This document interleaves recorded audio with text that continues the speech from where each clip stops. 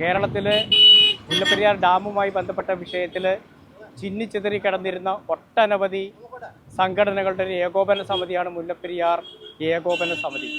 അതിൻ്റെ നേതൃത്വത്തിൽ ഇന്ന് കേരളത്തിലെമ്പാടും തിരഞ്ഞെടുത്ത പാലങ്ങളിൽ ജനകീയ പ്രതിഷേധ പരിപാടികൾ നടക്കുകയാണ്. അതിൻ്റെ കൂട്ടത്തിലാണ് ഇന്ന് ആലുവയുടെ വിരിമാറിലുള്ള മാർത്താണ്ഡവർമ്മ പാലത്തിൽ ഇന്ന് ഒരു വലിയ പ്രക്ഷോഭ പരിപാടിക്ക് നമ്മൾ സാക്ഷ്യം വഹിച്ചു. ഇവിടെ ഒട്ടനവധി സംഘടനകളുടെ പ്രതിനിധികൾ വന്നു ചേർന്നു. നമ്മൾ ഒട്ടും ഉദ്ദേശിക്കാത്ത രീതിയിലുള്ള കുഞ്ഞുകുട്ടി ആബാലവൃദ്ധം ജനങ്ങൾ ഇവിടെ ഉണ്ടായിരുന്നു. ഇതൊരു പ്രതിഷേധ ജ്വാലയാണ്. ഈ ജ്വാല കത്തിപ്പടരും. ഇതുമായി ബന്ധപ്പെട്ട് കേരളത്തിൻ്റെ ആശങ്ക എന്ത് എന്ന് കേരള സർക്കാരിനെയും തമിഴ്നാട് സർക്കാരിനെയും കേന്ദ്ര സർക്കാരിനെയും ഒരുപോലെ അറിയിക്കാനും അവരുടെ കണ്ണു തുറപ്പിക്കാനും ആവശ്യമായിട്ടുള്ള പ്രക്ഷോഭ പരിപാടികൾ ഭാവിയിൽ ആസൂത്രണം ചെയ്യും.